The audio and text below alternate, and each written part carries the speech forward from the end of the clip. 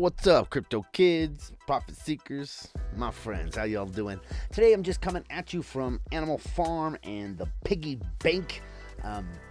They're correlated together, but they have two separate referral programs, and they're kind of like two little separate platforms built into one. Not really, that's kind of where the promoter, the guy who creates all this, name's Forex Shark, kind of the way he puts it. This could be a standalone project all by itself, but I don't think so. I think it provides really great utility here, and it is a fix, in my opinion, to the problems with the farm to begin with, right? Because what we had is basically everyone being promised a 20% increase from what they got in this Rev token. But even if you weren't in the layer 1 of the farm, even if you just came in from, when layer 2 launched and got into pigs and all that, we know that this pig pin, which is where everyone puts their pigs in order to earn protocol revenue, right? All the fees, all that good stuff.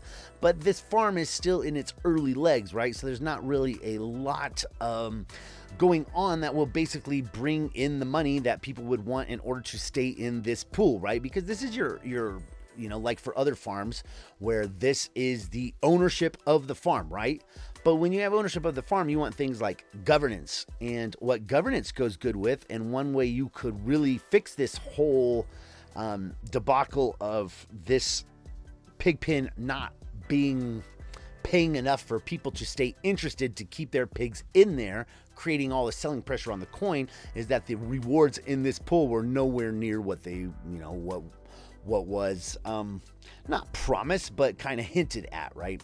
So with this being a little lackluster, one way you could fix it is what so many other platforms are, or what so many other farms are doing now, and realizing where that, that liquidity can be used and can be utilized and can be like rented and paid for, is by doing bribes, by first setting up a governance where people are voting on protocols and protocol emissions. Step 2, set up a bribing system where other protocols from out in the greater crypto world, right, on the Binance chain specifically, can come in and bribe your holders to point those liquidity emissions toward their protocol. Because basically what people are doing is dollar for dollar. That's generally the best way to get, we've found lately, that's the best way to get liquidity onto your platform, and way better than incentivizing and like paying out and pumping out your own token is to offer bribes to people to incentivize liquidity. And it's done amazing things for tokens involved. It's done amazing things for liquidity involved, and creates a nice ecosystem where other platforms and other ecosystems are tied into yours, all benefiting each other. That should be something to have down the pike, is a bribing system where we'll be able to take bribes and get additional pay on top of what we have in here. But as it is, the the BUSD rewards from all the fees and all that stuff, they've been extremely lackluster, and so that's made a lot of people want to come out of the pigs and sell their pigs, and that's why we don't have those crazy prices that they were calling for. Now, one thing on that, every good platform developer or platform promoter, or no matter the size and scope, even if they're like top tier, when the price is at 500, the lead dev is saying we're going to 1,000. When the price is at 1,000, lead dev says we're going to 2,000. It's just a way, and it's universal across all crypto, because when people are coming in, they don't want to think that they're buying the top, right? So of course the lead dev, or whoever, the lead person in the platform, sees higher prices.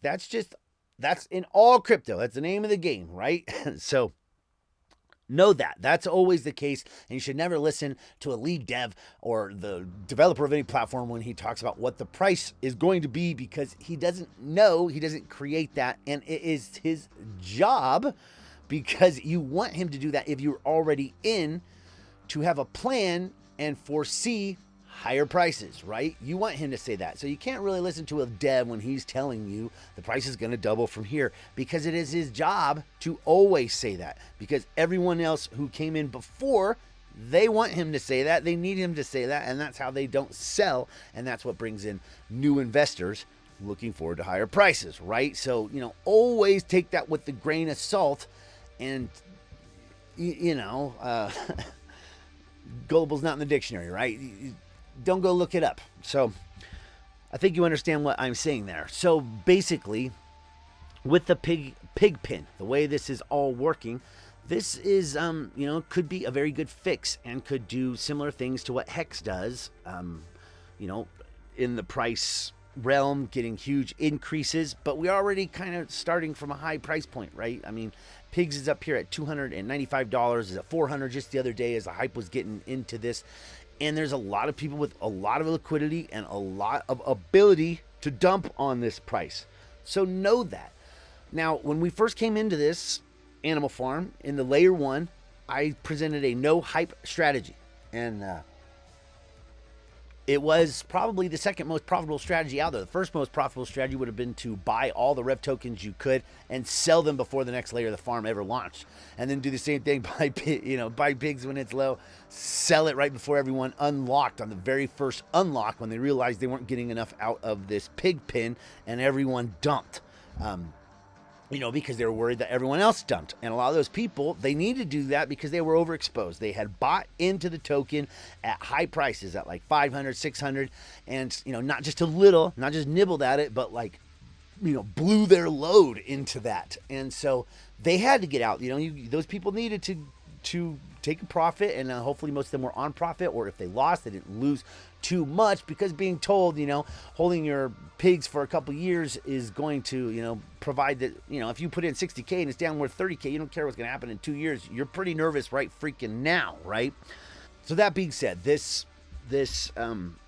piggy pin is definitely very much a way to straighten out a lot of the situation here. Not the piggy pin, the piggy bank, which, like I said, has a separate referral system.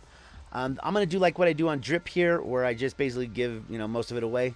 And so if you're in this, I'll be giving, back pretty much most of it, because why not, I'm not attached to that money. It's just referral commissions. I have no problem giving it back. I've actually, in Hyperverse, I've given away probably $20,000 worth of packages to people. I've had even like 4 or 5 people I gave money to buy packages, never even went and bought the package. So I didn't get any commissions coming back from that. They just took the money and fled or whatever the hell. Hey, it happens, I don't worry about things like that.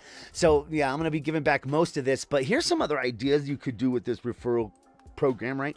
All right, so what you could do is, if you were, a whale or were of the means, you only need 13 dogs in this pool here in order to, receive all your referral commissions. So you could start another account, set up another wallet, and refer yourself, and, make sure you got 13 in your wallet here, and then, you might want that in the same other wallet, and, as long as you spread it out like that, you'll be getting, double dipping and earning that commission for yourself. So there is a very easy system here under Drip in order to give back, do the airdrops. We also have a really nice system under the Piggy Bank to do your airdrops. There is no good system under Animal Farm, and that's why you don't see other people saying, giving back airdrops on Animal Farm, because it's tough when you don't have an easy system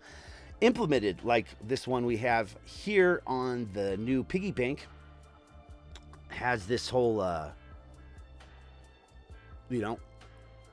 gift piglets, and you can send it over to the person, send over locks. I imagine some people will be sending you super long locks that'll take you 156 days to access. I won't do that to you. I'll just send you a 12-week lock or something like that. Something, it's not ridiculous or that's usable, right? Because you want to be able to access it. And so what I'm going to be doing primarily is doing these different locks. We have this, the time lock bonus. At 20 weeks, you have a 344% bonus. Not bad. Hey, never break a time lock. Just, if you set up a time lock, don't ever break it. There you go. So the other one that I really like, I'm going to be doing this 12-week one, 95% time lock bonus. Pretty damn nice. Now, once it's in there and it time locks and it time locks, you are still earning on it. but you can't re-time lock it once the time lock is over. You have to like withdraw it, pay taxes, all that, redeploy, and that type of stuff. But as long as you leave it in there, you're still getting that 3%. Now that 3% only is happening while you're reinvesting, right? You're constantly reinvesting, you're constantly getting a 3%. As soon as you stop compounding, that 3% starts going down. So know that. So what I was saying is if you could easily refer yourself and, by having 2 separate wallets and get your own referral commissions that way, not a bad way to go. Like I said, I will be giving most of it away because I'm not terribly attached to it, It's just referral commission money, and I do it just fine outside of it. So happy to give those away, especially when they make it easy and they give me some sort of like gift piglets button, right? Okay, back to the no hype strategy. So when this whole thing launched, right, so my strategy, which a lot of people gave me grief for because it didn't seem like the best strategy, ended up being one of the better strategies, which was I just went to the farms and the pools and I loaded in, right? Like say loading into this dot wrapped BNB pool here. And then, so all the dogs that I earned, they were free. I just parked liquidity here. Yes, there's opportunity lost because I could have parked it somewhere else, but I think this is a pretty great opportunity. So I'm locking my funds here, but I didn't go buy a bunch of the coin. I didn't buy dogs. I didn't buy pigs. I just used my liquidity here to farm them and get as many as I could. So as the price was dropping, I was like, great, I'm going to get more dogs and more pigs. You could drop as far as you freaking want. I don't care because I didn't ape into the coin. The only reason I didn't really want it to drop because, people I like aped into the coin. And so I didn't, for their behalf, I didn't want it to go down. But for me, it could have gone down as far as you want because I was just gathering as much as I could and, hoping the hype would die off and then people would, paper hand out and I would be able to just, not by buying it, just by having liquidity parked here, earn a bunch. And I had, fill up the BUSD pool, the Bitcoin pool. I had a whole bunch of pools. I've since pulled some of that. So what I've done now is I've created another money market, with a big chunk of BUSD or stable coins. A good place to do that would be elephant money. And what I'm doing is all of the dogs that come out of here, I pair up with either BUSD or whatever. I'm doing this wrap BNB pool and I'm sticking it into this farm here. And I'm not buying any dogs. I'm just sticking the BNB and wrapping up there. Yes, there is some impermanent loss risk, but that's a minimal risk, right? Now, all of the pigs that I have coming out of here, I'm splitting my money market to pair up with all the dogs and feed the farm and grow the farm. Then I am pairing up with all of my pigs. I'm going to pair that up with BUSD from the same money market. And, I was treating this as a money market to buy dogs. And now I'll have another money market matching this dogs here. But I haven't, just by keeping it in elephant money. You could use this right here as your money market, right? This, what's the best one for stables? Our best stables here would be, DIA, BUSD, maybe TUSD, BUSD. Anyway, you load into there and you don't lose your funds, right? You just take the profits that come out of here and use that to DCA into the farm. That's how most, you've heard of the humble farmer strategy. That's what it is. The humble farmer strategy is selling off the degen coin or acquiring the degen coin from your liquidity that you provided. So that's how I've ran this entire farm. That's how I'm running the next layer. I have my, big old elephant money account who is going to be adding, the BUSD in here to match with all the pigs that I pull out of the farm. I have another money market account that is buying all the wrap BNB to match with the dogs. And I grow my accounts that way. It's how I do all of them. Now, you probably know how to get, it's old hand for how to get, how to make a liquidity pool, but 50% of each one. Whenever you go to these BNB ones, make sure, like if you click here, it will take you to wrapped BNB. It takes you to BNB. You need to change that over to wrapped BNB in order to get into any of those pools, right? And if you want to, do the BUSD pool, you just boom, right there. I'm at BUSD dogs. Just switch that over to pigs, and you add liquidity, 50% of each one. You connect, add what you're going to add, you're off to go. There isn't a 50% button on PancakeSwap because they're extremely outdated. They really need to update. They have for a long time. They're a bear.